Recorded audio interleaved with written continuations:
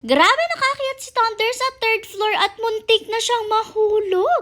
Hello Pack members! Welcome back to Husky Pack TV Vlogs! Grabe ang nangyari for today's video at mag-umpisa nga muna tayo dito sa ating Pack members na nasa labas at alam kong miss niyo na sila. Yung time nga na to, umagang-umaga pa lang at ito na nga yung huling batch na ng Pack members na lalabas which is ang mga females natin. Syempre as per usual ay kanya-kanya pa rin silang kulitan pero mostly talaga sa mga females natin ay yung mga medyo bata na lang yung nagkukulitang ganyan. Tapos yung mga medyo matatanda na nga or medyo may edad na or mga adults natin ay mga nagpapahinga na lang. Ilan nga sa mga makikita nyo nagkukulitan ay sina Shakira, si Blue, si Sassy. Pero ang Shakira natin madalas ay steady lang. Minsan lang din talaga magkulitan ang mga adults natin gaya na lang nga nitong si Mali at si Thunder na talaga nagbababahan dyan kahit parehas namang babae. Madali na rin kasi talagang mapagod at medyo mainit rin talaga ang panahon lately. Kaya naman yung iba nating pack members ay talagang hingal na hingal agad. Kaya naman kapag ganito, nagsasabi na rin talaga sila ng pagpasok at kanya-kanya na rin nga silang pag-upo dyan at pagpapahinga. Yung iba nga mga hindi nakakaakyat sa akyatan gaya ni Athena ay dito na nga lang sa sementadong part humihiga. Dito naman na nagumpisa ang lahat nung sumigaw na nga ng pasok at nagpasukan na sila pero ang nangyari ay si Thunder hindi dumiretso sa loob kundi sa third floor dumiretso.